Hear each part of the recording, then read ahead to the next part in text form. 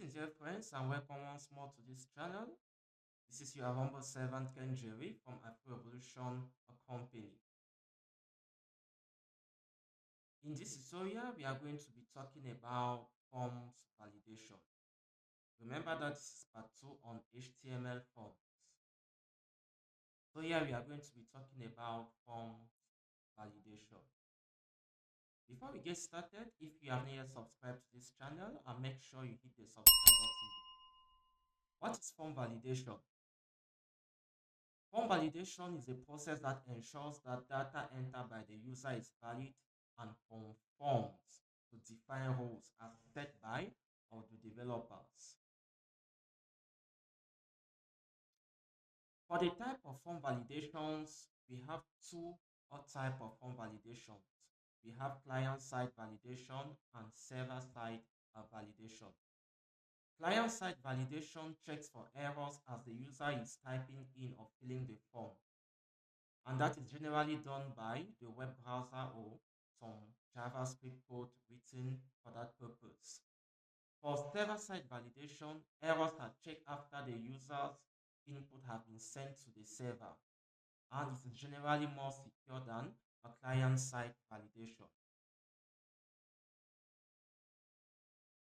Server-side validation, as I said earlier, is much more secure than client-side validation because, one, it prevents malicious users from playing around with your code. Secondly, it prevents the submissions of invalid data to the server. Thus, help us better manage our server resources. So we are going to talk more about client-side validation here. How do we ensure, or how is this client-side validation implemented? We can implement client-side validation by using the appropriate input types, by using the required attribute, and we could even define the length of the input that the user is entering. So these are some of the ways that we can ensure client-side validation.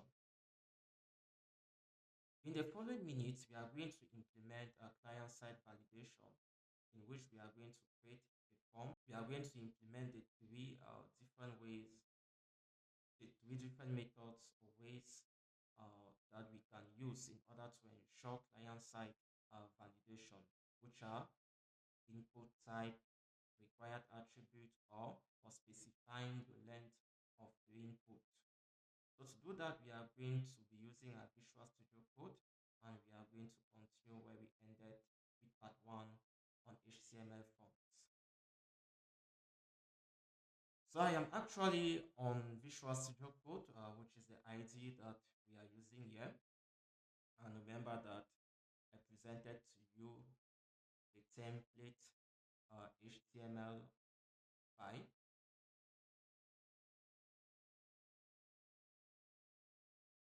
So we are going to proceed. Let me remove all of this.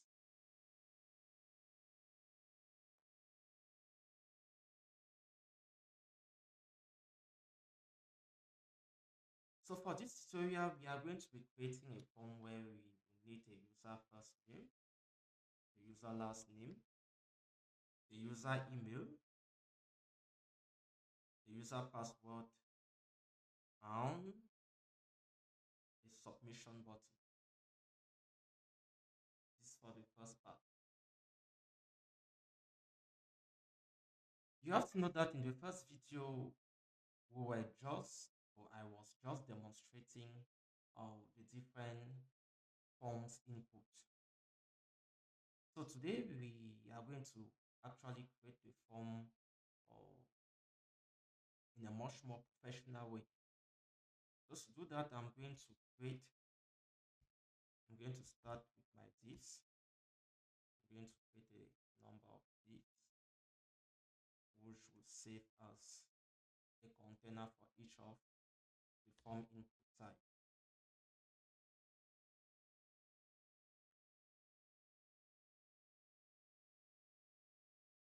I'm going going to start with. Now here I'm going to add an ID.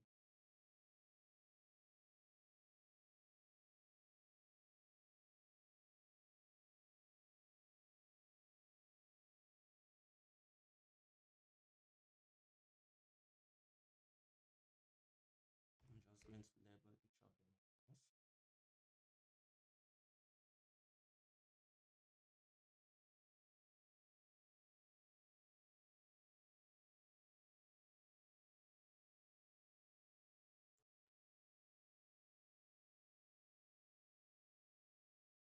Make things faster, I'm just going to copy this gap. Okay.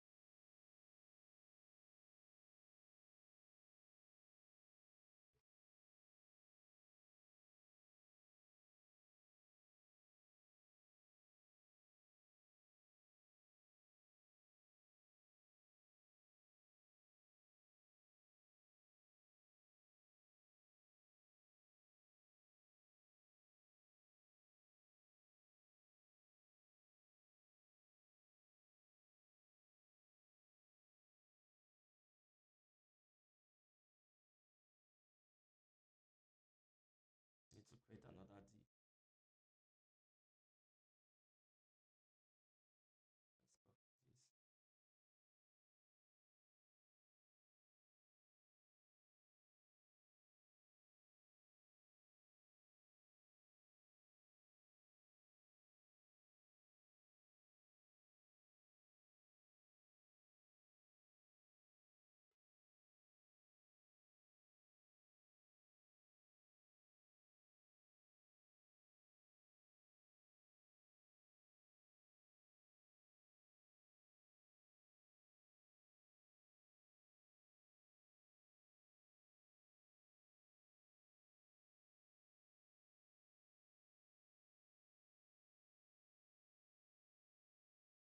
I'm going to clean this last div will be used for the button. So let me save this. Let's see what we will add.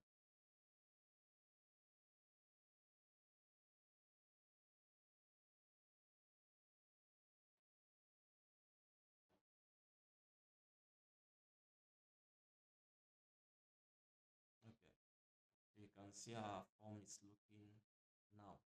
I needed to add line breaks.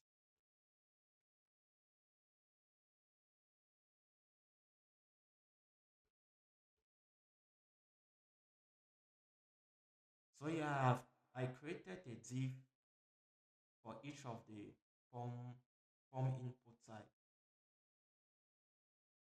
So let's save that again. Okay, you can see that our form is looking good now. Let's get back to going to add a title.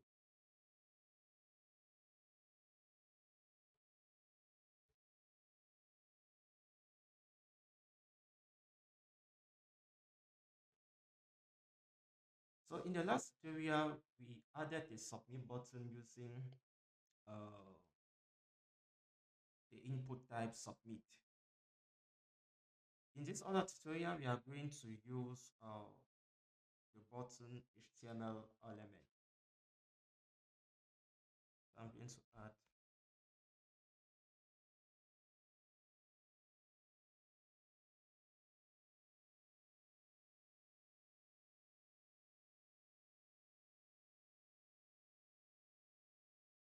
so let's see.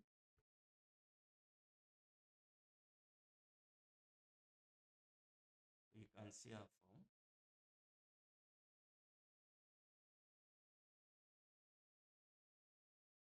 So we have created our form, as you can see here, and The only client validation at this point in time is the input types.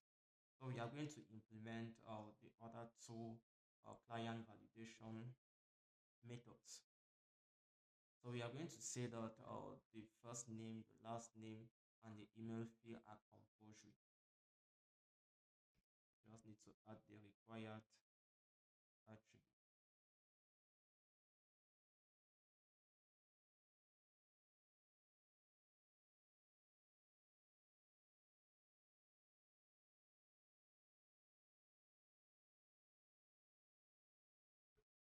Okay, we are done.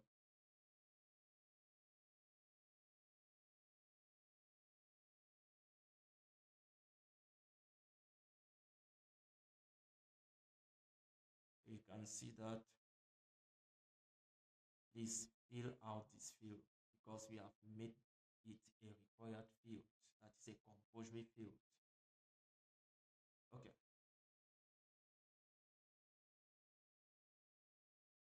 so now we are still going to add some other attribute. We are going to say that for the first name, the minimum length,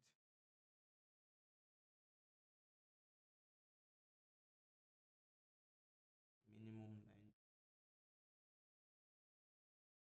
Let me add the min length,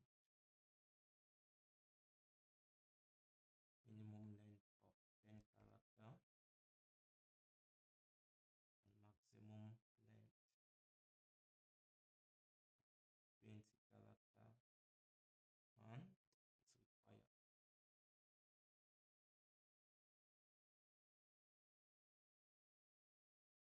We're going to do same.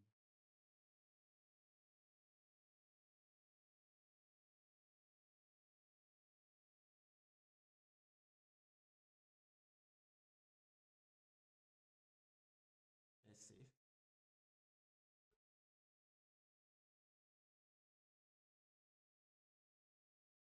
So you realize that if we are to enter less than the length less than 10,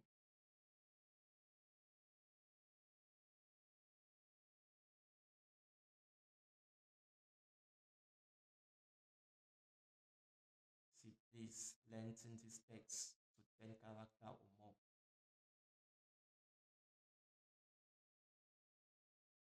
You equally have to note that it's important to always add a method, which in this case is the post method. It helps for security purpose as far as data transfer is concerned. So you should always use the post method when you're sending data to the server, and the get when you are retrieving data from the server for security purpose. So here we have created a simple form and we have implemented our client-side validation. So thank you once more for watching this video. And remember, if you haven't yet subscribed to this channel, make sure you do so and share as much as possible. Thanks.